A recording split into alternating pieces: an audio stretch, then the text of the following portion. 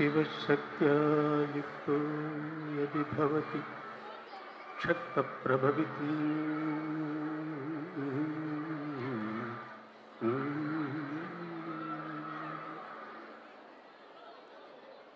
न चेदेवं देवो न खलु कुशलस्पन्दितो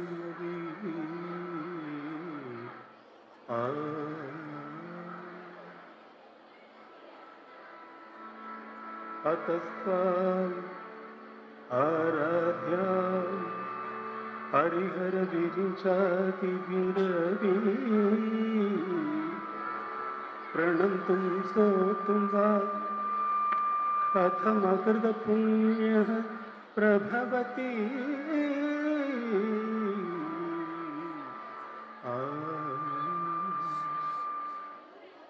जननी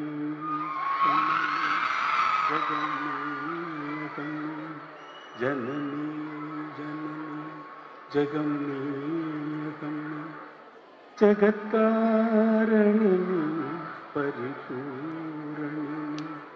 जगत्कारणिनी परिपूरणिनी जगत्कारणिनी परिपूरणिनी जननी जननी जगन्नीयकम् जननी जननी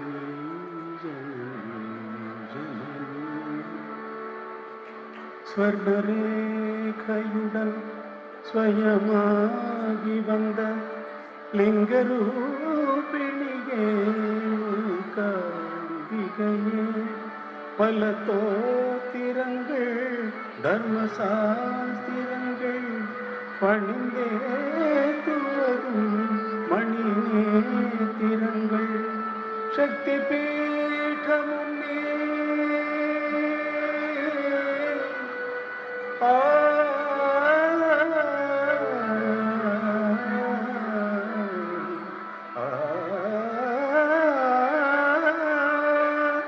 शक्ति पीठमुन्नी सर्वमोक्षमुन्नी शक्ति पीठमुन्नी सर्वमोक्षमुन्नी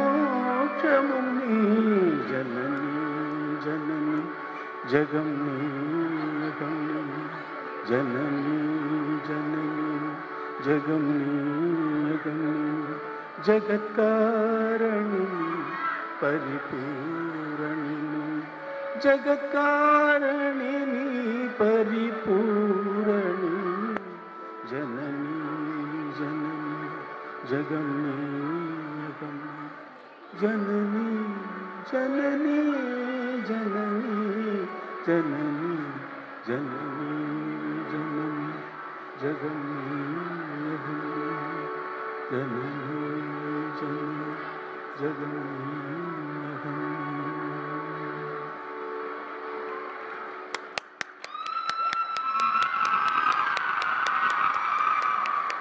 இப்போ நீங்கள் கூச்சல் போடுறது கரெக்டு.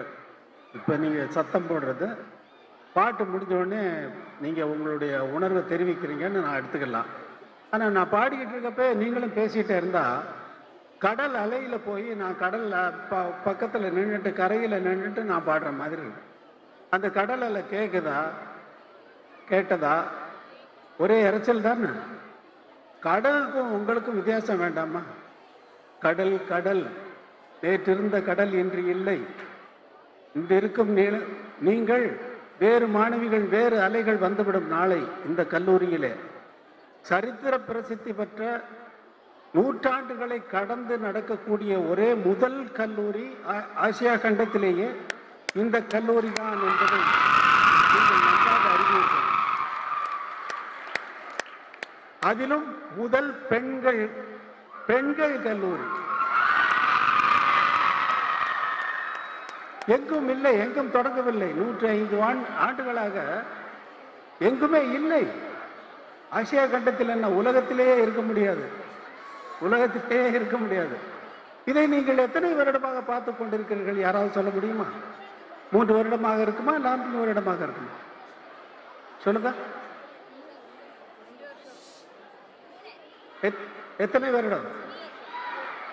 நான் 48 வருடமாக பார்த்து கொண்டிருக்கிறேன்.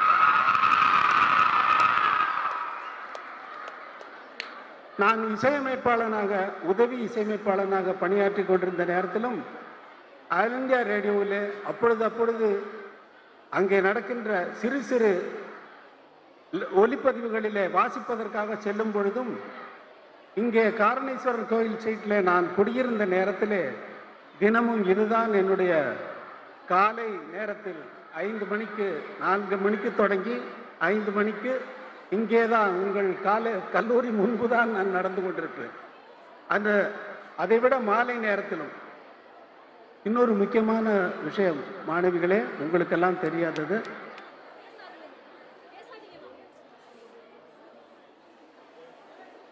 இன்னுமா பேச முடியல? நீங்கள்லாம் எஸ்எம்எஸ்ல தானே பேசிக்கிறீங்க, இப்போ என்ன சத்தம் போட்டு பேசுறீங்க? நீங்கள் வரவேற்றதை விட உங்கள் கையில் இருந்த போன் தான் என்னை வரவேற்றது. அந்த போனுக்கு தான் நான் நன்றி சொல்ல வேண்டும்.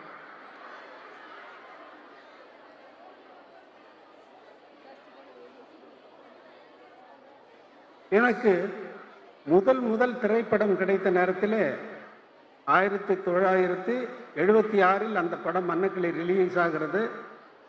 1976 தொடக்கத்திலே அந்த பாடலுக்கான இசையை எப்படி தொடங்குவது என்று யோசிப்பதற்காக இந்த கடற்கரையிலேயே தான் நான் பாடிக்கொண்டு அந்த முதல் தொடங்குகின்ற ஹம்மிங்கை இங்கே தான் கம்போஸ் செய்தேன் என்பது யாருக்கும் தெரியாது, எனக்கு மட்டுமே தெரியும். இந்த கடல் கேட்டிருக்கலாம், அந்த அலைகள் போய்விட்டன, ஆனால் பாடல் நிற்கிறது. அலைகள் என்னுடைய பாடலை நான் பாடிய ஹம்மிங்கை கேட்ட அலைகள் போய் வேறு அலைகள் வந்துவிட்டன. ஆனால் அப்பொழுது படித்த மாணவிகளும் போய்விட்டார்கள். இப்பொழுது அந்த பாடல் நிற்கிறது, அந்த அலைகளுக்கு பதிலாக வேறு அலைகள் இருக்கிறது.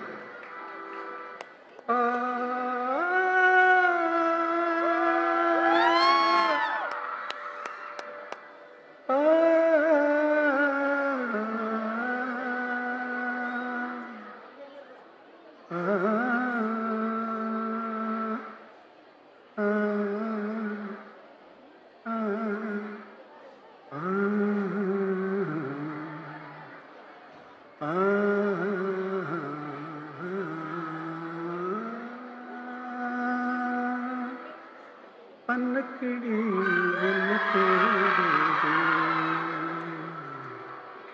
பன்னக்கிளி ஒன்று தேடுதம்,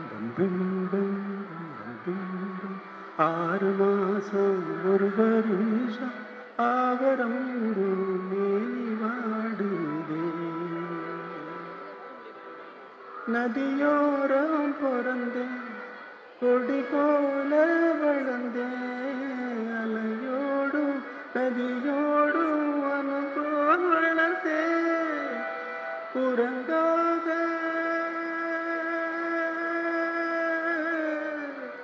உறங்காத கண்களுக்கு ஓலை கொண்டு மையெழுதி கலங்காம காத்திருக்கு, கை பிடிக்க வருவார் அன்னக்கிளி தேடுதே.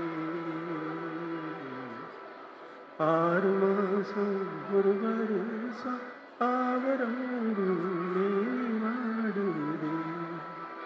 இந்த பாடலின் இசை முழுக்க இந்த கடற்கரையிலே தான் நான் கம்போஸ் செய்து அப்புறமாக நோட்ஸாக நான் எழுதி ரெக்கார்ட் செய்தேன் என்பது யாருக்கும் தெரியாத, யாருக்குமே சொல்லாத ஒரு விஷயத்தை உங்கள் கல்லூரிக்காக பிரத்யேகமாக நான் இதை சொல்ல வேண்டிய கட்டாயத்தில் இருக்கிறேன். ஒவ்வொரு பாடல் கம்போஸ் பண்ணுறதுக்கு முன்னாடியும் மாணவிகளை நீங்கள் கேட்குறதா இல்லை இல்லையா, அமைதியாக இருக்கிறதா இல்லை, முடிவு பண்ணிட்டீங்க இல்லையா?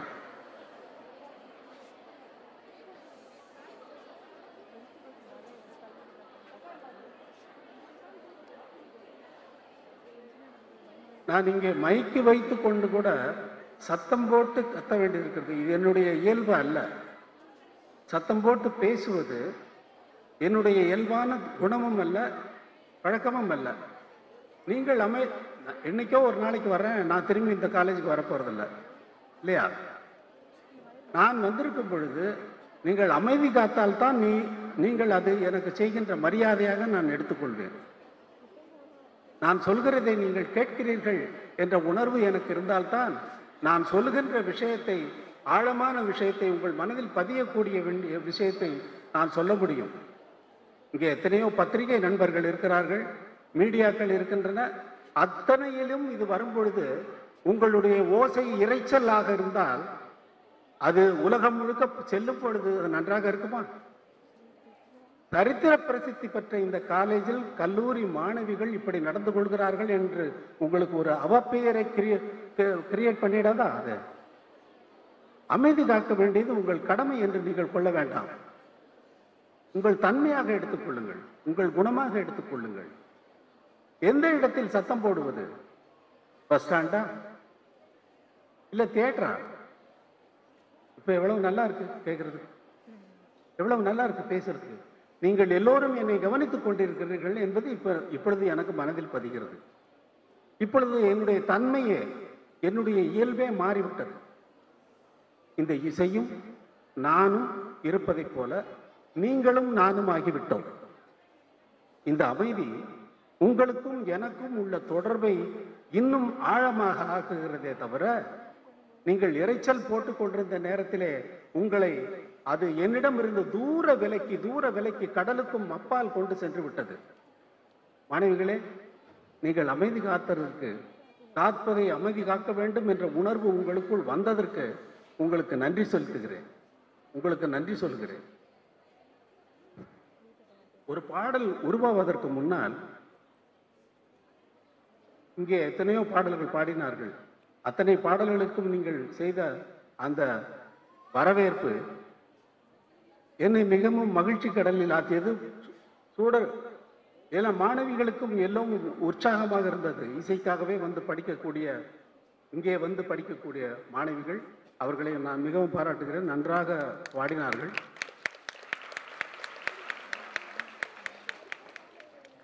ஆனால் ஒரு பாடல் உருவாவதற்கு முன்னால் அந்த பாடல் இல்லையா? எனக்கு நான் டெய்லி போறேன், கம்போசிங் ரூமுக்கு போறேன், தினம் ஒரு டைரக்டர் வர்றாரு, தினம் ஒரு சிச்சுவேஷன் சொல்றாரு, தினமும் ஒரு பாடலை நான் கம்போஸ் செய்றேன். ஒரு பாடலோ 3 பாடலோ. என்னிடம் ஒரு பாடலுக்கு ஒரு சிச்சுவேஷன் சொன்னாங்கன்னா ஒரு பாடலுக்கு 3 ஆல்டர்னேட்டிவ் டியூன் கொடுப்பது என்னுடைய வழக்கம்.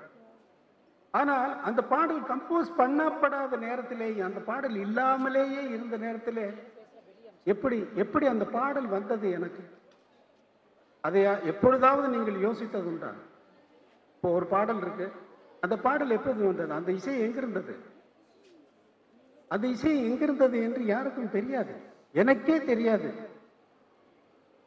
அதையே ஒரு பாடல் ஆக்கினால், எங்கே இருந்தாய் இசையே,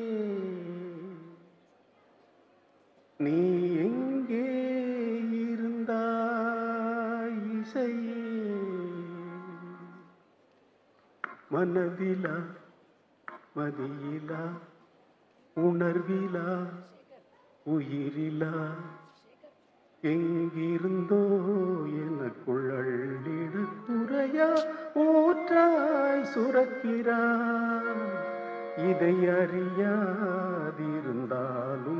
எனக்குள் அமுதாய் இனிக்கிறாய், எங்கே இருந்தாய் இசையே, நீ எங்கே இருந்தாய் இசையே. நீங்கள் கேட்கின்ற ஒவ்வொரு பாடல்களும் இப்படி இல்லாமல் இருந்ததுதான். இல்லாமல் இருந்ததிலிருந்து எனக்கு ஒரு உணர்வை தூண்டிவிட்டு, எனக்குள்ளே நான் உணர்வை தூண்டிவிட வேண்டுமே தவிர, சிச்சுவேஷன்ல இருந்து நமக்கு கிடைக்கிறது ஒன்றும் இருக்காது. என்ன சொல்லிடுவாங்க? காதலன் காதலியும் டூயட் பாடுறாங்க. சரி, அவங்க யாரு? 2 இளவயது ஜோடி, அல்லது அங்கே வேலை செய்கிறாங்க, இங்கே வேலை செய்கிற பொண்ணு, 2 பேருக்கு காதல். இல்லைன்னா வேற இல்லை, கிராமத்தில் கிராமத்திலிருந்து 2 பேரும் காதலிக்கிறாங்க. இப்படித்தான் சொல்ல முடியுமே தவிர,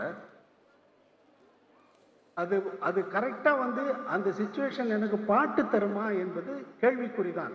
எந்த படத்திலையுமே நீங்கள் எந்த பாடலை சொன்னாலும். இப்போ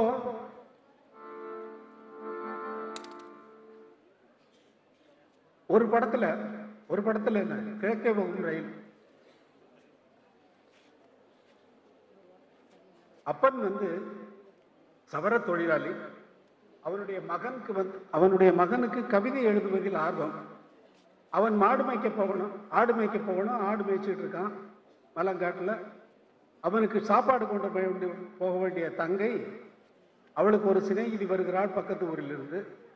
அன்னைக்கு அவள் போக முடியல, அவள்கிட்ட நீ கொண்டு போய் கொடுத்துற அண்ணனுக்கு பாட்டு, அங்கே கரெக்டில் ஆடு மேய்ச்சிக்கிட்டு இருப்பான்னு. இப்போ போனால் அங்கே நோட் புக்கெல்லாம் இருக்குது, அங்கெல்லாம் பாட்டெல்லாம் இருக்குது. பாட்டெல்லாம் எழுதிட்டு இருந்தா சாப்பாடு கொண்டு வந்திருக்கா.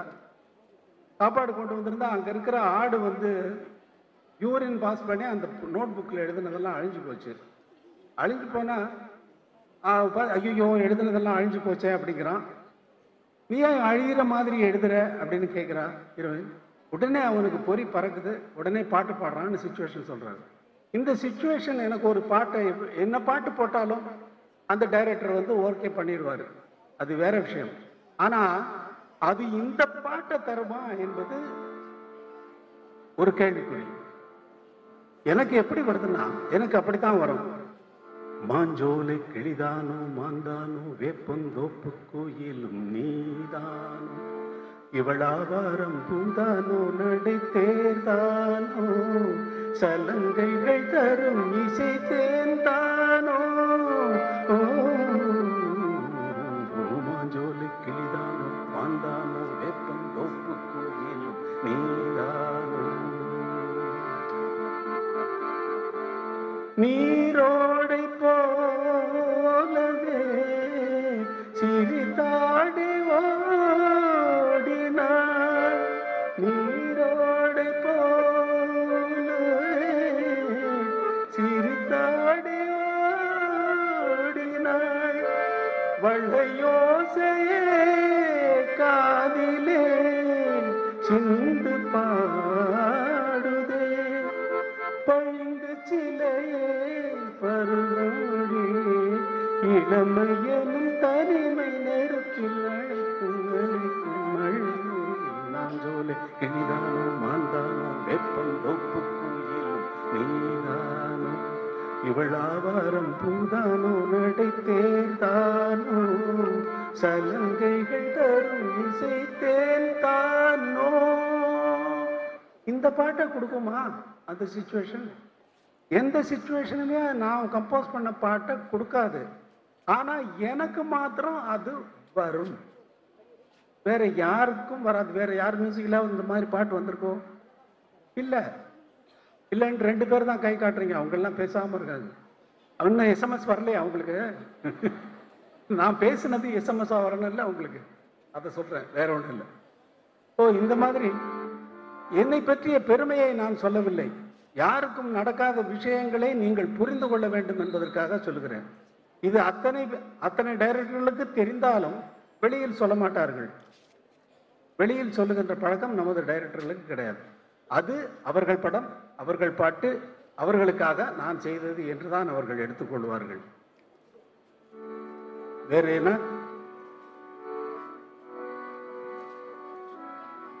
இதயம் போகுதே பிரிந்தே, காதல் பாட்டு பாடி வரும் பாட்டு இதயம் போகுதே. ஒரு பாடல் டியூன் மட்டுமே இல்லை, அதில் வரக்கூடிய வார்த்தைகள் டியூனை கெடுக்காம வரணும். டியூனை கெடுக்காம பாட்டு எழுதுவதிலேயே முதல் இடத்தில் நிற்பது கவிஞர் கண்ணதாசன் அவர்கள்தான் உலகத்திலேயே சிறந்த கவிஞர் என்று நான் சொல்வேன். நீங்கள் கேட்டீர்களே, திருவாசகம் சிடி எல்லாம் போட்டாங்க இல்லையா? பூவார் சென்னி மன்னன் எம்புயங்க பெருமா திரியோமை ஓவாதுள்ளம் கலந்துணர்வாய் ஒருக்கும் வெள்ள கருணையினார் பாவா என்னப்பட்டன்பாய் ஆட்பட்டீர் வந்தொருபடும் போகும் காலம் வந்தது கான் பொய் விட்டுடையான் கழல் புதவே. இந்த திருவாசகத்தை நான் இசையமைக்கும் பொழுது இந்த பாடல் புத்தகத்தை திறந்தவுடன் நான் படிக்கவே இல்லை. அதை வைத்துக்கொண்டு நான் படித்தது தான் இந்த டியூன். இந்த டியூன் அப்படி வந்தது தான். கடைசி பாடலை நான் கம்போஸ் பண்ணும் பொழுது எனக்கு டியூனாகவே இது வந்தது. இந்த திருவாசகத்தை நான் இசையமைக்கும் பொழுது ஸ்டீஃபன் ஸ்வார்ட்ஸ் என்ற ஒரு ஆங்கில கவிஞர் இதற்காக இந்த ஆங்கில பகுதியை அவர் எழுதுவதற்காக அந்த இங்கிலீஷ் லிரிக்ஸை வந்து அவர் எழுதுறதுக்காக அவர் அப்ரோச் பண்ணி திருவாசகத்தை விளக்கி அவரை வந்து இல்லை அப்படியே நான் டிரான்ஸ்லேட் பண்ணணுமா இல்லை வந்து என்னுடைய ஓன் ஐடியா கொடுக்கலாமா அப்படின்னு. இந்த சாராம்சத்தை நீங்கள் வந்து எப்படி எப்படி வெளிப்படுத்துகிறீர்களோ அதை நீங்கள் கொடுங்கள், நான் என்னுடைய காம்போசிஷனில் நான் வந்து பிளேஸ் பண்ணிக்கிறேன் அப்படின்னு சொல்லிட்டேன். அவர் எடுத்துக்கொண்ட காலம் முதல் பாடலுக்கு பொல்லாவினையேன் என்று தொடங்குகின்ற நமச்சிவாய வாழ்க என்ற பாடலுக்கு பொல்லாவினையே அந்த பாடலுக்கு எடுத்துக்கொண்ட காலம் 2 மாதம். ஆனால் கவிஞரோ டியூன் வாட்ச உடனே வார்த்தைகள் சொல்வார். எந்த பாடலாக இருக்கட்டும் அவர் யோசித்ததே கிடையாது, யோசித்து நான் பார்த்ததே இல்லை. எந்த பாடலுக்கும் சரி, எத்தனையோ 500க்கும் மேலான பாடல்களை அவர் எழுதியிருக்கிறார். அவருடைய பெருமையை சொல்வதற்காக ஓரிரண்டு நிகழ்ச்சிகளை இங்கே சொல்ல விரும்புகிறேன். நான் கன்னட படத்தில் அசிஸ்டன்ட் மியூசிக் டைரக்டராக வேலை செஞ்சுட்டு இருக்கிறப்போ ஜி.கே. வெங்கடேஷன்னா வந்து ஒரு டியூன் போடுறாரு. அந்த டியூன் ரொம்ப நல்லா இருக்குன்னு சொல்லிட்டு தமிழ் படத்தில் ரிப்பீட் பண்ணலான்னு சொல்லிட்டு போடுறோம். நான் ரெக்கமெண்ட் பண்ணுறேன். ஆனால் அந்த லவ் டியூன் வராமல் ஒரு வாரம் அப்பொழுதெல்லாம் எப்படி கம்போசிங் நடக்கும்னா இப்போ நடக்கிற மாதிரி இல்லை. மாணவிகளே இப்பொழுது வருகின்ற கம்போசர்கள்லாம் கம்போசர் இல்லை, இன்னைக்கு கம்போசர்ஸே கிடையாது அப்படிங்கிறது ஞாபகம் வச்சுங்க. எல்லாம் சிடியோடு வருவாங்க. அங்கேருந்து பாட்டை இங்கேருந்து ஒன்று பிக்கப் பண்ணி அதை பண்ணி டைரக்டருக்கு போட்டு காட்டி, சார் இந்த மாதிரி இருக்கலாமா, நான் இந்த மாதிரி இருக்கலாம், இது மாதிரி போடுறேன் அப்படின்னு சொல்லிட்டு அதவே போட்டுருவாங்க. ஆனால் அந்த டைமில் என்னென்னா நாங்கள் கம்போஸ் பண்ணணும், நாங்கள் வந்து பெர்ஃபார்ம் பண்ணணும், நாங்கள் வந்து வாசிக்கணும். ஒவ்வொரு சுரமும் அதை அமைச்சு டைரக்டர் வந்து ஓகே பண்ணிவிட்டு அதுக்கப்புறம் தான் கவிஞர் கூப்பிட்டு பாட்டு எழுத வைப்பாங்க. வாடகை வீட்டில் குடியிருக்கக்கூடிய கதாநாயகன் அந்த வாடகை வீட்டுக்கு சொந்தக்காரருடைய மகள் வந்து கதாநாயகி. மொட்டை மாடியில் இவன் தங்கியிருக்கான். மொட்டை மாடியில் வந்து துணியை வந்து காய போட்டிருக்கா. மழை வர மாதிரி இருக்குது. துணி எடுக்கிறதுக்கு போகிறா. மழை அடிக்குது, மின்னல் அடிக்குது. அவனும் இவன் பக்கத்தில் இவன் துணி எடுக்கிறதுக்காக இருக்கிறான். 2 பேரும் கட்டி பிடிச்சிடுறாங்க. உடனே பாட்டு வருதுங்கிறார் டைரக்டர். கவிஞர் சுச்சுவேஷனை கேட்டுட்டு அவர் ரொம்ப அலட்சியமாக கேட்பார். அவர் கேட்கிற விதமே எனக்கெல்லாம் அவர் ஹீரோ. கவிஞர் கண்ணதாசன் வந்து எங்களுக்கு ஹீரோ. நான் சின்ன வயசில் நான் அசிஸ்டண்ட்டாக கிட்டார் பிடிச்சிட்டு உட்காந்துருக்கேன். ஜி.கே. வெங்கடேஷ் கம்போஸ் பண்ணுறாரு. அவர் சுச்சுவேஷன் டைரக்டர் சொல்லிட்டு இருக்காரு. இவர் சிகரெட்டு பிடிச்சிட்டு ஆஸ்திரேலியா துப்புன்னு துப்பிட்டு இருக்காரு. அவர் சுச்சுவேஷனுக்கு துப்புனாரா இல்லை வேற எதுக்கு துப்புனாருன்னு தெரியும், சிகரெட்டு பிடிச்சி துப்புனாரான்னு தெரியாது. கேட்டுட்டு என்ன டியூன் போட்டிருக்க இதுக்கு அப்படின்னாரு. டே பாடுறா அப்படின்னாரு. அப்புறம் நான் பாடினேன். இது ஜி.கே. வெங்கடேஷனுடைய டியூன் தான்.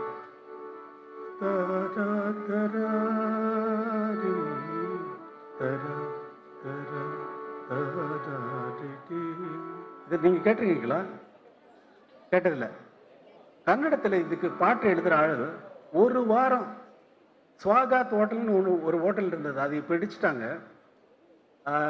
அதில் நின்றுட்டு 7th ஃப்ளோரில் இருக்கும் எங்கள் ரூமு. அந்த டியூனை வாங்கிக்கிட்டு கீழே இறங்கி நடந்து அந்த இப்போ இருக்கிற சிக்னலில் எட்வர்ட் எலிஸ் ரோடு சிக்னல் வரைக்கும் நடந்து போயிட்டு அப்புறம் வந்து நடந்து வந்து இப்போ மறுபடி பாட்டு எழுதி 7 நாள் எடுத்துக்கிட்டு கூட வார்த்தைகள் வரல. அவர் கடைசியில் எப்படியோ ஒரு வழியாக எழுதிட்டு ராஜ்குமார் அங்கே இருக்கிற கன்னட ஹீரோ அவர் பாடுறதுக்காக இந்த பாடல் அவருக்கு போட்ட டூயட். ஆயாகிதே ದಿನ ಮನ ತಗುವಾಗಿದೆ ಹೂವಾಗಿದೆ ತನು ತೇರಾದ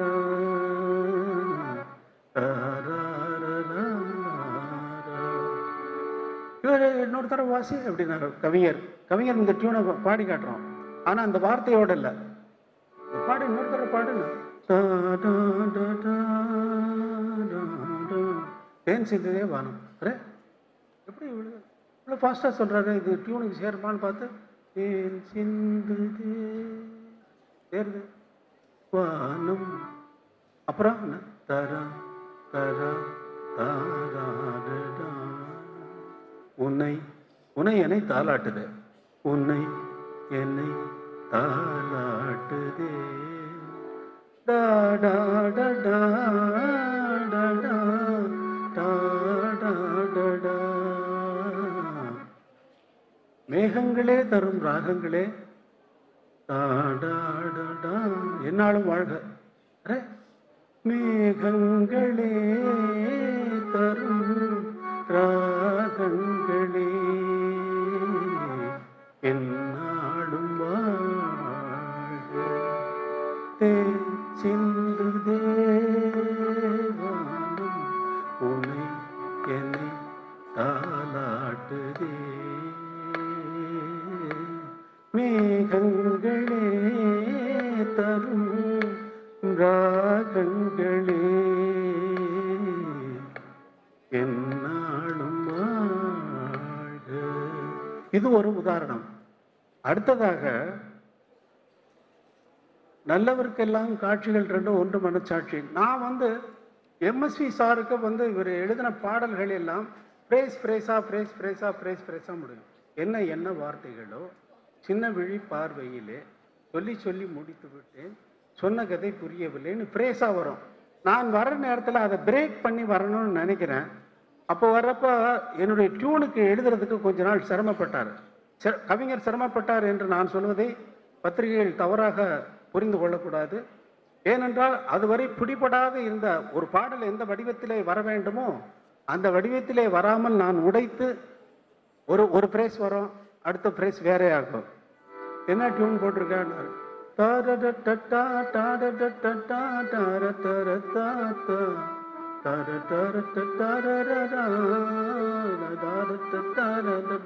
சொல்லி சொல்லு என்ன பாட்டு சொன்ன உடனே நல்லவர்க்கெல்லாம் சாட்சிகள் ரெண்டு ஒன்று மனச்சாட்சி. நல்லவர்க்கெல்லாம் சாட்சிகள் ரெண்டு ஒன்று மனச்சாட்சி, ஒன்று தெய்வத்தின் சாட்சியடா, ஒன்று தெய்வத்தின் சாட்சியடா. இந்த பாடலிலே எழுதி கொண்டே வரும்பொழுது கவிஞர் என்ன செய்தார், ஏண்டா அந்த கம்பனுடைய வரிகளை இதில் வைத்து விடலாமா அப்படின்னு கேட்டார். எப்படின்னா அப்படின்னு நீரின் பிழை என்று நறும்புலல் இன்மைன்னு சொல்லி கம்பராமாயணத்தில் வரண்டா அப்படின்னாரு. அப்படியாண்ணா? அப்படியா?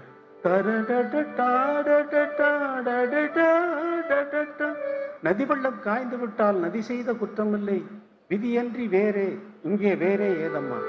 நதி வெள்ளம் காய்ந்து விட்டால் நதி செய்த குற்றம் இல்லை, விதியன்றி இங்கே வேறே ஏதம்மா. பறவைகளே பதில் சொல்லுங்கள், தவறுக்கு வணிந்த மனிதன் அழுவதில்லையே, தவறுக்கு துணிந்த மனிதன் அழுவதில்லையே, தவறியும் வானம் மண்ணில் விழுவதில்லையே அப்படின்னு பாட்டு எழுதினார். கம்பனுடைய ராமாயணத்தை கொண்டு சுருக்கி நதி வெள்ளம் காய்ந்து விட்டால் நதி செய்த குற்றமில்லை என்று எனக்கு என்னுடைய சினிமா பாடலிலே அந்த கருத்தை அடக்கி எனக்கு பாடல் கொடுத்தார். அதே நேரத்தில் டியூனுக்கு பாட்டு எழுதும் பொழுது உங்களுக்கு வகுப்பு எடுக்கிறேன் என்று நினைத்து விடாதீர்கள். மியூசிக் சம்பந்தமாக தான் நான் பேசிகிட்டு இருக்கேன். ஏன்னா மியூசிக் டிபார்ட்மெண்ட்டே இங்கே உட்காந்துருக்கு, மியூசிஷியன்ஸும் இருக்கீங்க, எவ்வளவோ பேர் ஸ்டூடெண்ட்ஸ் எவ்வளவோ பேர் இருக்கீங்க. உங்களுக்கெல்லாம் புரியும் என்ற ஒரு நம்பிக்கையோடு நான் பேசிக்கொண்டு இருக்கேன். இல்லை என்றால் என்னுடைய பேச்சு வேறு விதமாக இருந்திருக்கும். அதுவும் உங்கள் அமைதி என்னை இசைக்குள்ளேயே அழித்து விட்டது, இசை என்னும் கடலுக்குள் அழித்து விட்டது. அதில் நனைந்து கொண்டு இப்பொழுது நான் பேசிக்கொண்டிருக்கிறேன். சில நேரம் பொருத்தமில்லாத, அதாவது ஒரு பாடல் என்றால் ஒரு உயர்ந்த கருத்தை சொல்ல வேண்டும் அல்லது ஒரு உணர்வை பிரதிபலிக்க வேண்டும். இதில் ஏதாவது ஒன்று இல்லை என்றால் அது இந்த பாடல் என்ற கணக்கிலேயே வராது. இப்போ அவர் எழுதின பாடல்லையே ஒரு பாடலை சொல்றேன், இது ஏதாவது ஒரு கருத்தை பிரதிபலிக்குதா அல்லது உணர்வை ஏற்படுத்துதான்னு நீங்க பாருங்க. தாமரை மலரில் மனதினை எடுத்து தனியே வைத்திருந்தேன். ஒரு தூதுமில்லை உன் தோற்றமில்லை கண்ணில் தூக்கம் பிடிக்கவில்லை. அது மட்டும் புரியுது. தூதுமில்லை தூக்கமில்லை கண்ணில் தூக்கம் பிடிக்கவில்லைங்கிறது புரியுது. தாமரை மலரில் மனதினை எடுத்து தனியே வைத்திருந்தேன் அப்படின்னா புரியுதா? இத மேடைகள்ல பேசுகிற கவிஞர்கள் எப்படி பேசினாலும் தாமரை மலரில் மனதினை எடுத்து தனியே வைத்திருந்தே அப்படின்னு பேசினா அது ஒரு கருத்தை கொடுக்குமா? கொடுக்காது. இது தாமரை மலரில் மனதினை எடுத்து தனியே வைத்திருந்தேன், ஒரு தூதுமில்லை உன் தோற்றமில்லை கண்ணில் தூக்கம் பிடிக்கவில்லை என்று சொன்னானே எங்கள் கவிஞர். அப்படின்னு சொன்னா புரிஞ்சிருமா? புரியல. ஆனா எம்எஸ்பி அண்ணா பண்ணினார் பாருங்க. அதுல இந்த வார்த்தைக்கு வேற ஒரு உணர்வு உங்கள் உடம்புல அப்படி கரண்டா ஒரு மின்சாரம் போல ஒரு எனர்ஜி நீரோட்டமா அப்படி வந்து பாயிர மாதிரி வந்து பண்ணிட்டாரு. தாமரை மலரில் மனதினை எடுத்து தனியே வைத்திருந்தேன்,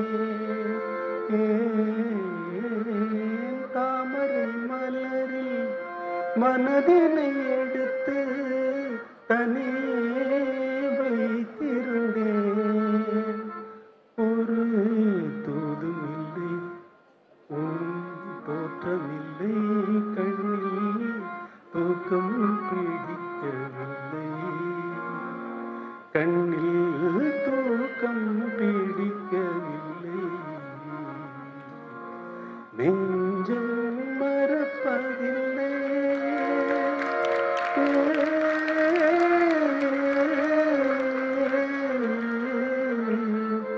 அது நினைவை இழக்கவில்லை, நான் காத்திருந்தேன் உன்னை பார்த்திருந்தேன், கண்களும் மூடவில்லை. பாடலில் விஷயம் இருக்கிறத விட டியூனை கெடுக்காம அவர் எழுதியிருக்காரு பார்த்தீங்களா? அதுதான்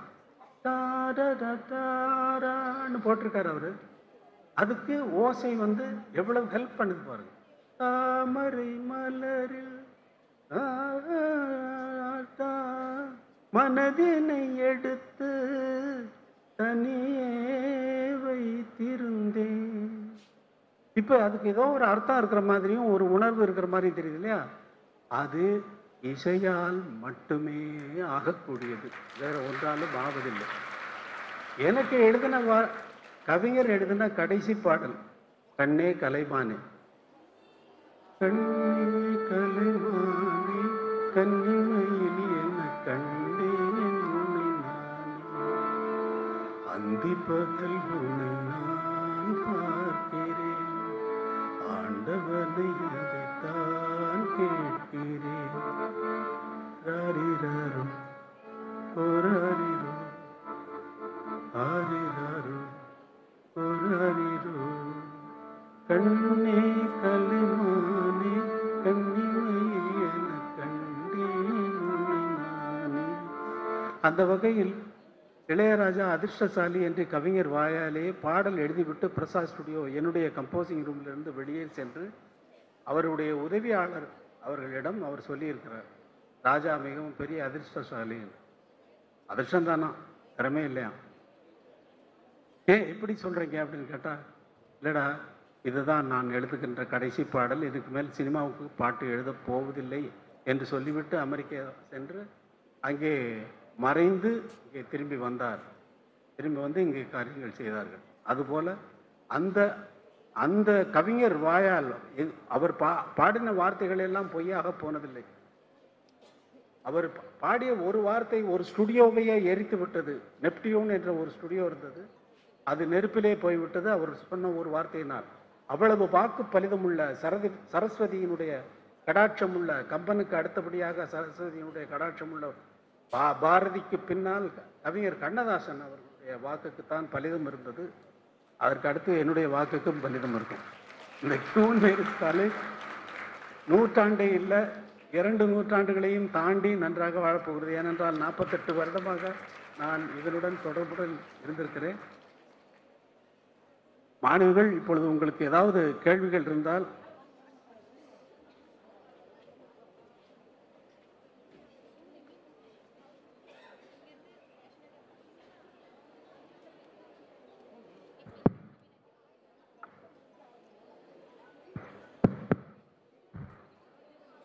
வணக்கம் சார்.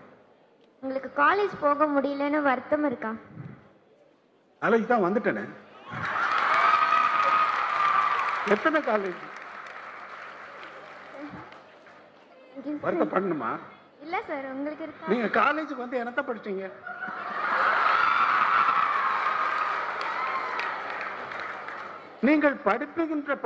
நீங்கள் படிக்கின்ற இங்கே வந்து படிக்கின்ற படிப்புக்கும் நீங்கள் போய் பார்க்க போகின்ற வேலைக்கும் உங்களுடைய வாழ்க்கைக்கும் சம்பந்தமே இருக்க போவதில்லை. ஆனால் நான் படித்த படிப்பு, காலேஜுக்கு செல்லாமல் படித்த படிப்பு, அது எந்த காலேஜுக்குள்ளும் அடங்காது. ஆனால் அந்த அனுபவங்கள் எல்லாம் உங்களுக்கு பாடமாக பிரயோஜனப்படும், கண்டிப்பாக உதவும். உங்கள் வாழ்க்கையிலே நீங்கள் முன்னுக்கு வருவதற்கு உதவும். அம்மாவிடம் சொல்லிவிட்டு, இந்த என்னால் படிக்க முடியல, நான் ஜோசியத்தை பொய்யாக்குறேன்னு அந்த கதை எல்லாருக்கும் உங்களுக்கு நல்லா தெரியும். தெரியும் இல்லையா? தெரியும் இல்லை?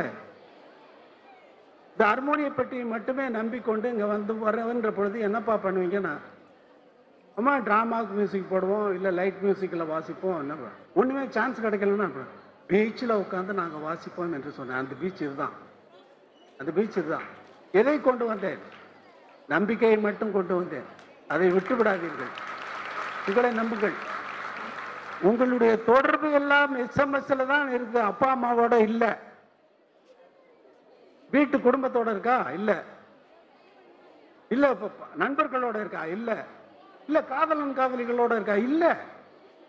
எல்லாம் 2 பேரும் உட்கார்ந்துருக்காங்க, அவன் போயிட்டே இருக்கு. உங்களுடைய லைஃப் ஸ்டைல் வந்து ஃபுல்லா வந்து உணர்வு பூர்வமானது. அந்த உணர்வை எல்லாம் டம்ப் பண்ணாதீங்க, டம்ப் பண்ண வேண்டாம், திறந்து விடுங்க. அது energy, full of energy and purity. Energy is the purity, positive energy. அந்த எனர்ஜியை எதுக்கு போட்டு கம்ப்ரஸ் பண்றீங்க? குற்றமாக சொல்லவில்லை மாணவிகளே, குற்றமாக சொல்லவில்லை. உங்களுக்கு வழியாக சொல்லுகிறேன், தூக்கி போடுங்க, ஃப்ரீயா நடங்க. காத்துல எவ்வளவு அழகா இருக்கு பாருங்க, உங்களுக்கு ஏத்தாப்புல பீச். வணக்கம் சார். ஸ்கூல் டேஸ்ல உங்களுக்கு க்ளோஸா ஃப்ரெண்ட்ஸ் இருப்பாங்கல்ல, அவங்க கூட இப்போ டச்ல இருக்கீங்களா? ஒருத்தன் இறந்து போனான், ரொம்ப க்ளோஸ் ஃப்ரெண்டுன்னு சொன்னா ஒரே ஒருத்தன் தான், இவன் ஒருத்தன் தான். அவன் க்ளோஸ் ஃப்ரெண்ட் இல்ல, நான் நினைக்கிறதெல்லாம் அவனுக்கு தெரியும். மாட்டு வண்டி போகாத ஊருக்கு கூட எங்கள் பாட்டு வண்டி போயிருக்கிறது. ஆனால் இதற்கு ஒரு கவர் இருக்கு, அது மரப்பட்டியில் ஆனது. இந்த ஹார்மோனிய பெட்டியை செய்தவர் MN பொன்னையா ஆசாரி என்பவர். என்னுடைய நண்பர்களை பற்றி சொல்லுகின்ற நேரத்தில், இவன் நண்பன் அல்ல, என் உடன்பிறப்பு. உடன்பிறப்புக்கு மேலே ஒரு பிறப்பு இருந்தால் அதை இவனுக்கு சொல்லலாம். என்னுடைய உணர்வுகள் எல்லாம் இவனுக்கு புரியும். ஆனால் இவனிலிருந்து வர வேண்டிய இசை இன்னும் இருக்கிறது. இன்னும் 10 யுகங்களுக்கு அது சேரும். அப்படிப்பட்ட இசை அவன் தான் கொடுத்து கொண்டிருக்கிறான், அவன் தான் கொடுத்து கொண்டான். வெறுமனே கை வைத்தால் போதும், இசையாக கொட்டுவான். அவன் தான் கொட்டுகிறானே தவிர நான் தான் அவனுக்கு ஹார்மோனிய பெட்டியை தவிர அவன் எனக்கு ஹார்மோனிய பெட்டி அல்ல. இவன் தான் என்னுடைய அருமை நண்பன். ஆனால் நீ கேள்வி கேட்டதற்காக, என்னுடைய நண்பன் ஒரே ஒரு நண்பன் இருந்தான், அவன் இறந்து போய்விட்டான் என்பதை சொல்லிக் கொடுக்கிறேன். இங்கே அவனுக்கு ஒரு அனுதாபம். வணக்கம் சார். நீங்க இசையமைப்பாளராக ஆகலைன்னா எந்த வேலைக்கு போயிருப்பீங்க? இசையமைப்பாளர் ஆகலைன்னா மியூசிஷியனா இருந்திருப்பேன். ஏன்னா நான் வாத்தியங்கள் தான் வாசித்துக் கொண்டிருந்தேன் சினிமாவில். இசையமைப்பாளனாக ஆகவில்லை என்றால் நான் எந்த வேலையை பார்த்திருந்தால் உனக்கு சந்தோஷமாக இருக்கும்? சொல்லு, எந்த வேலையை நான் தெரிந்திருக்க வேண்டும் என்று நீ நினைக்கிறாய்? இப்படியே இருக்குது, இப்படியே இருக்கணும்ல, அப்புறம் ஏன் இந்த கேள்வி கேட்ட நீ?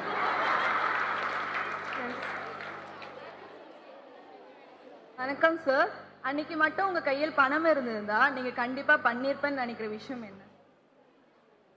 அன்னைக்கு பணம் இருந்ததே, யார் இல்லைன்னு சொன்னா? எங்க அம்மா கையில 400 ரூபாய் கொடுத்து அனுப்பிச்சாங்க. அது பணம் இல்லையா? பணம் தான் சார். பணம் இருந்தா என்ன செய்யணுமோ அதை தான் செஞ்சிருக்கேன். அது பஸ்ஸுக்கு டிக்கெட் 25 ரூபாய் எனக்கும் பாஸ்கர் அண்ணாவுக்கும். 12,000 ரூபாய் மதுரையிலிருந்து சென்னை வருவதற்கு டி நகர் பஸ் ஸ்டாண்ட்ல இறங்கணும். பணத்தை அப்படித்தான் செலவழிச்சேன். நன்றி சார். என் கையில் இப்பொழுது பணம் இருக்கிறது, நான் என்ன செய்ய வேண்டும் என்று நீ எதிர்பார்க்கிறாய்? எங்களுக்கு மியூசிக் கம்போஸ் பண்ணுங்க. நீ எதிர்பார்ப்பதை நான் செய்ய முடியாதல்லவா? நான் எதிர்பார்ப்பதை தானே நான் செய்ய முடியும்.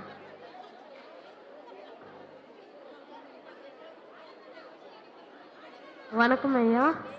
நீங்க முதலா போன வெளிநாடு எது? அங்க நடந்த மறக்க முடியாத சுவாரஸ்யமான விஷயம் எதா இருந்தா சொல்லுங்க.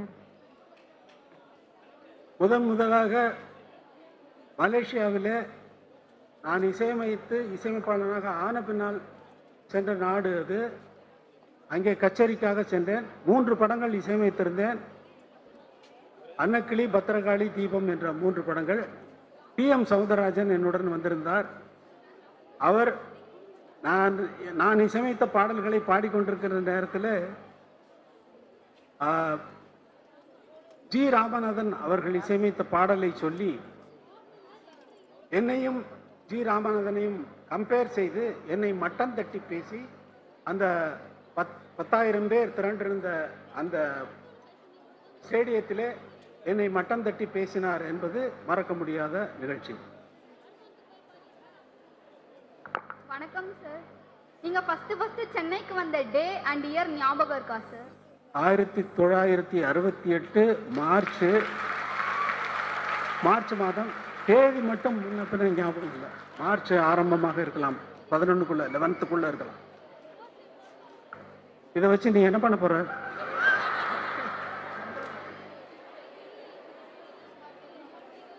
எல்லாருக்கும் தெரியப்படுத்துற சார். எல்லாத்துக்கும் தெரியும். தெரிந்து கொண்டீர்களா? எவ்வளவு விஷயம், தெரிய வேண்டிய விஷயம் இருக்கிறது பாருங்கள். வணக்கம் சார். நீங்க ஃபர்ஸ்ட் ஆட்டோகிராஃப் வாங்கணும், இதை இவங்க கூட போட்டோ எடுக்கணும்னு நினைச்ச பிரபலம் யாரு சார்? அப்படி யாரையும் நினைக்கல. ஆனால் MS விஸ்வநாதன் சாரை மட்டும் பார்க்கணும்னு ஒரு உந்துதல் பயங்கரமாக இருந்தது. அவரை போய் அவர் வீட்டிலேயே நான் சந்தித்தேன். போவதற்கு முன்னால் ஒரு போஸ்ட் கார்டில் எழுதி போட்டு, இத்தனாம் தேதி வருகிறேன், உங்கள் ஆசீர்வாதம் எனக்கு வேண்டும் அன்று மட்டும் எழுதி போட்டு போனேன். அவர் வெளியே ஸ்டுடியோவுக்காக கிளம்புவதற்காக வந்தார். அவர் டிரைவர் காரை ரெடி பண்ணார். நான் லெட்டரில் போட்டதை போஸ்ட் கார்டில் எழுதினதை அவர் படிச்சிருப்பார். என்னை பூஜை ரூமுக்கு அழைத்து போய் என்னை ஆசீர்வாதம் செய்வார் என்று எதிர்பார்த்து கொண்டு அப்படியே நிற்கிறேன். அவர் அப்படி பார்த்து கொண்டே இருந்தார். அவருக்கு அது படித்தாரோ என்னமோ தெரியவே இல்லை. ஆனால் பார்த்து கொண்டே இருந்தால் அது எனக்கு ஒரு மாதிரியாக இருந்தது. அப்படியே காரில் ஏறி போய்விட்டார். வணக்கம் ஐயா. உங்களோட முத படம் நீங்க இசையமைச்ச படத்துல ரெக்கார்டிங் ஆரம்பிக்கிற அந்த நாள் கரண்ட் கட் ஆயிடுச்சு அப்படின்னு நீங்க ஒரு இன்டர்வியூல சொல்லி நான் கேட்டிருக்கேன். அப்போ உங்க மனநிலை எப்படி இருந்தது? ரொம்ப டிஸ்டர்ப் ஆயிடுச்சு. ரொம்ப, அதாவது பல தடங்கல்களை தாண்டி அந்த பாடல் நான் உங்களுக்கு பாடி காட்டினேன் இல்லையா, முதல் பாடல். அந்த பாடல் ரெக்கார்ட் ஆனது முதல் ஆர்கெஸ்ட்ராவெல்லாம் ப்ரொடியூசருக்கு என் மேலே நம்பிக்கை இல்லை. அதாவது பஞ்ச அருணாச்சலம் ஃபுல்லாக நம்புகிறாரு. பஞ்ச அருணாச்சலம் தான் அவருடைய தம்பியை ப்ரொடியூசராக போட்டு இந்த படத்தை எடுக்கிறார். அவருடைய தம்பி எதற்கு பெரிய இசையமைப்பாளர்களாம் இருக்கும் பொழுது புதிதாக ஒரு சிறுவனை அறிமுகப்படுத்த வேண்டும் என்று கேட்கிறார். அதனால் எனக்கு இந்த இசை கலைஞர்களை வைத்து வேலை வாங்க தெரியுமா தெரியாதா என்பதற்காக அவர் நீ ஒரு ரிஹர்சல் அரேஞ்ச் பண்ணிக்க அப்படின்னு. அப்பொழுதெல்லாம் union rules, cine musicians union rule என்னென்னா, ஒரு ரெக்கார்டிங் வாசிக்கிறாங்கன்னா ரிஹர்சலுக்கு கம்போசர்ஸ், மியூசிக் டைரக்டர் கூப்பிட்டா அவங்க கண்டிப்பாக அட்டன் பண்ணி ஆகணுங்கிறது ஒரு ரூல் இருந்தது. ஸோ அதை யூஸ் பண்ணி நாங்கள் ஒரு கல்யாண மண்டபம், கவிஞர் கண்ணதாசன் அவர்கள் வீட்டுக்கு பக்கத்திலே ஒரு கல்யாணம், பாலாஜி கல்யாண மண்டபம் என்று இருந்தது. அங்கே அந்த மண்டபத்தை ஏற்பாடு செய்து இசைக்கலைஞர்கள் அத்தனை பேருக்கும் இன்ஃபார்ம் செய்து ஜானகி அவர்களையும் வர சொல்லிவிட்டு பாட்டு சொல்லி கொடுத்து விட்டு நான் எழுதிய இசையை அங்கே ரிஹர்சல் செய்தோம்.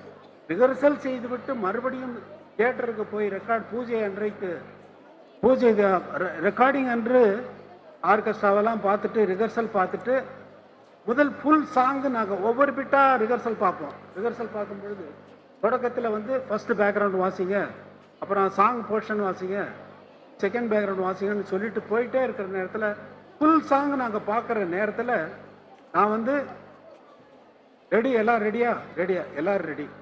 Assistant music director Govardhan sir பக்கத்தில் இருக்கார். ரெடினா கொடுங்க, 1 2 3 4 லைட் ஆஃப்.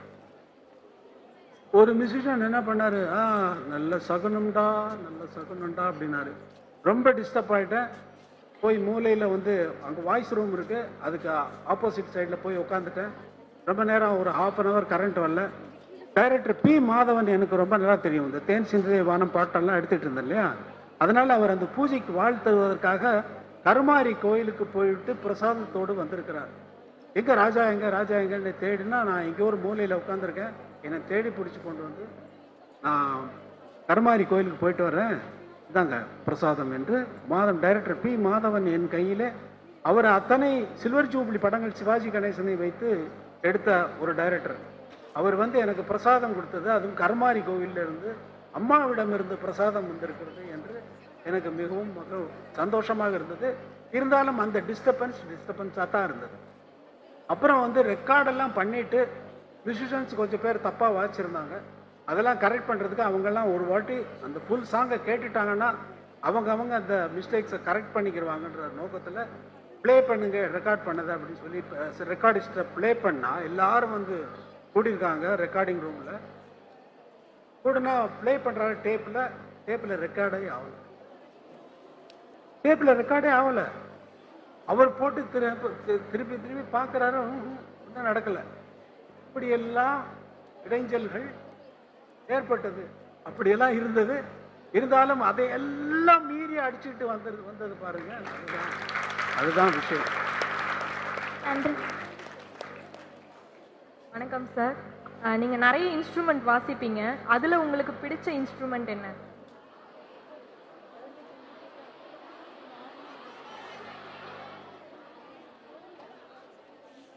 என் மனசு. அதைவிட ஒரு சிறந்த இசைக்கருவி உங்கள் எல்லோர் கையிலும், உங்கள் எல்லோருக்கும் அது சொந்தமாக இருக்கிறது. உங்கள் மனது ஒரு அற்புதமான கந்தர்வ கானங்களை எழுப்பக்கூடிய ஒரு கருவி. அதை நீங்கள் புரிந்து கொண்டு உங்கள் கந்தர்வ கானத்தை, உங்களுக்கு சொந்தமான கந்தர்வ கானத்தை நீங்கள் இசைத்தால் இந்த உலகம் இசைமயமாக ஆகிவிடும். ஆனால் அற்புதமான நெகட்டிவ் எனர்ஜியெல்லாம் தள்ளி விட்டுரும். இந்த நாத மண்டலத்தை எல்லாம் கிளியர் பண்ணிவிடும். இந்த பொல்யூஷனுங்கிறது வந்து பப்ளிக் லைஃப்பில் இருக்கிற டஸ்ட்டும் இதுவும் கிடையாது, அலர்ஜியை உண்டு பண்ணுற சமாச்சாரங்கள் கிடையாது. பொல்யூஷனுங்கிறது நம்ம மைண்டு தான். நம்ம மைண்டு என்பது நம்முடைய எண்ணங்களை விட்டு வேறு கிடையாது. நம்முடைய எண்ணங்கள் எல்லாம் நெகட்டிவ் தாட்ஸ் எல்லாம் இந்த வானத்தில் பறந்து கிடக்கிறது. அந்த நாத மண்டலங்களை கிளியர் பண்ணுவதற்காக, நாத மண்டலத்தை சுத்தமாக்குவதற்காக உங்கள் மனதிலிருந்து நீங்கள் உங்கள் இசையை எடுத்து விடுங்கள், சரியாக போய்விடும். Thank you sir.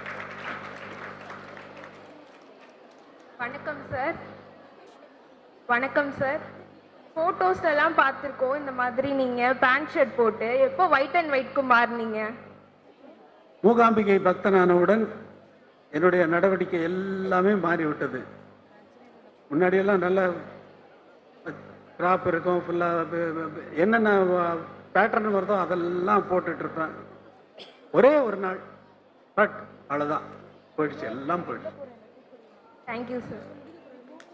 மாற்றினதுக்கு தேங்க்ஸ் சொல்கிறேன்.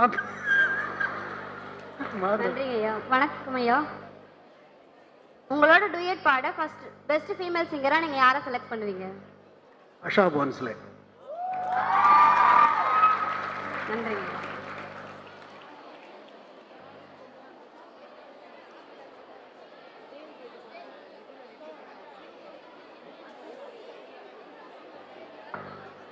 மாணவிகளே, உங்களுடன் கலந்து உரையாடிய இந்த நேரம் மிகவும் எனக்கு மகிழ்ச்சி ஊட்டக்கூடிய நேரம். ஆஷா போன்ஸ்லேன்னு சொன்னாங்க இல்லையா, அவங்கள பார்த்தாலே எனக்கு வந்து கற்பனைகள் வந்து சும்மா ரொம்ப கொட்டுன்னு கொட்டும். அவங்க செண்பகமே செண்பகமேங்கிற பாட்டை பாட வந்திருக்காங்க. ஆனால் அதுக்கு முன்னாடி ஒரு பாட்டை அவங்க வர்றாங்கன்னு தெரிஞ்ச உடனே சரி ஆஷாஜி வராங்க, இதனால ஒரு 2 பாட்டு எடுத்துடலாம் அப்படின்னு 2 பாட்டு எடுக்கிறதுக்கு போகிற நேரத்தில் சரி செண்பகமே பாட்டை சொல்லி கொடுக்கலாம்னா செண்பகமே பாட்டு சொல்லி கொடுத்தா அவங்க திருப்பி பாடுறாங்க. நான் சிரிக்கிறேன். சிரிச்ச உடனே அவங்களுக்கு ஏதோ டவுட் வந்துருச்சு, நம்ம தப்பாக பாடுறோம் அதுக்கு சிரிக்கிறாங்க போடுறது. அவங்க என்ன பாடினாங்கன்னா செண்பாகுமே செண்பாகுமே ஆஷாஜி செண்பகமே ஓ செண்பாகுமே செண்பகமே செண்பகமே. That's what I'm singing. No, you're not singing. செண்பாகு में you're saying செண்பாகு लंबा है, make it short. செண்பகமே செண்பகமே. அப்புறம் கரெக்ட் பண்ணி தென்பொதி தென்பொதிகை சந்தனம் தேடி வரும் என் மனமே சம்மதமே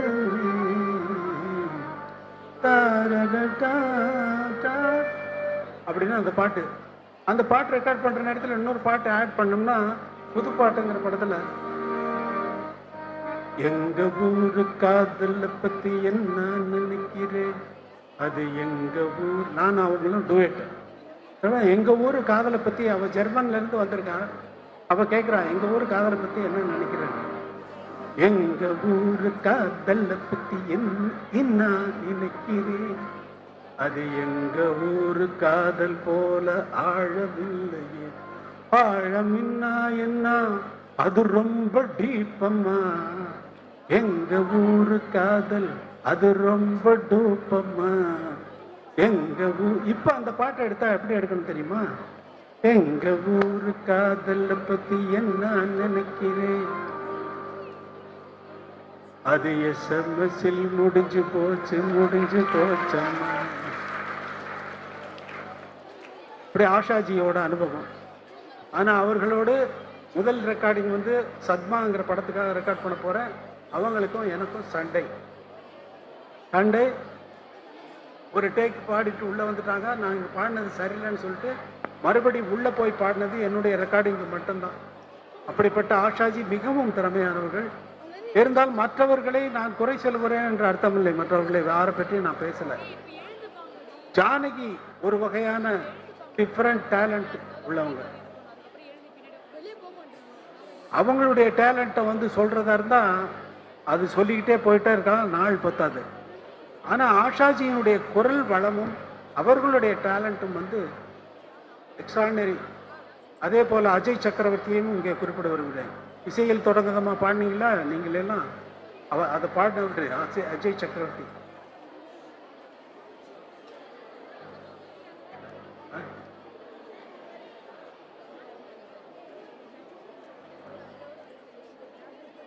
நேர் விருப்பம்.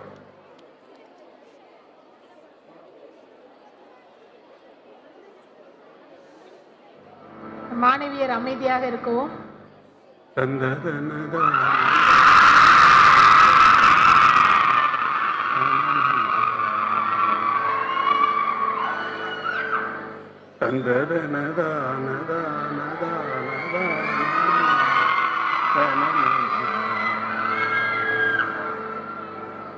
தென்றல் வந்து தீண்டும் போது மனசுல, திங்கள் வந்து காயும் போது என்ன வண்ணமோ நினப்புல, வந்து வந்து போகுதம்மா எண்ணம் எல்லாம் வண்ணம் அம்மா,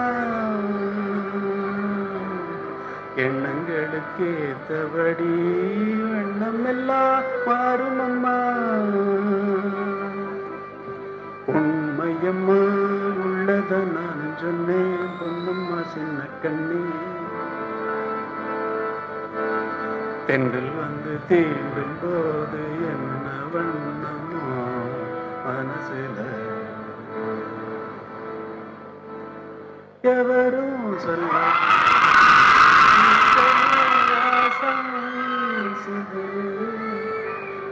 உறவும் இல்லாமலே இருவனம் ஏதோ பேசுது.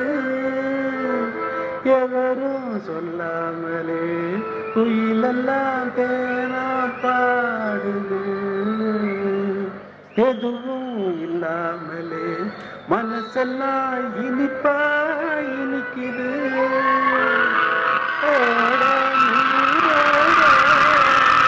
இந்த உலகம் அது போல ஓடும், அது ஓடும். இந்த காலம் அது போல நிலையா இல்லாதே நினைவில் வரும் நேரங்களே.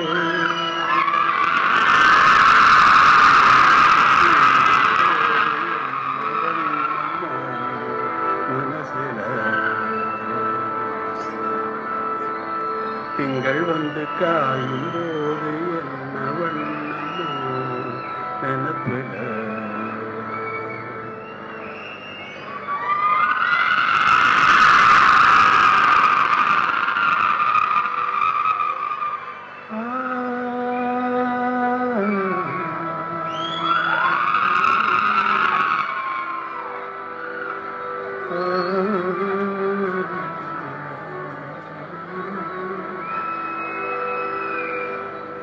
தென்பாண்டிச்சி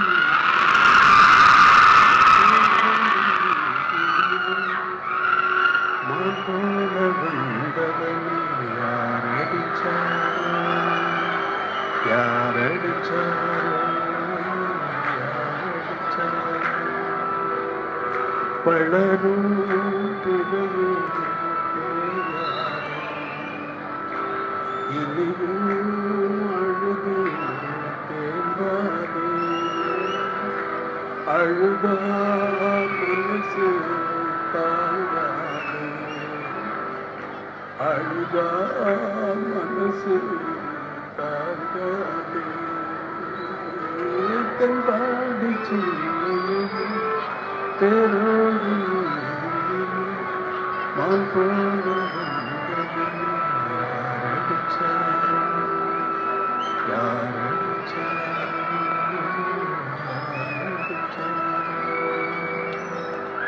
இதே பாட்டை நான் வெளிநாடு சென்று பாடுகின்ற பொழுது ஏழேழு கடல் கடந்து இங்கு வந்து வாழ்பவரே என்னாலும் உமக்கெனவே இசை தொடுப்பேனே.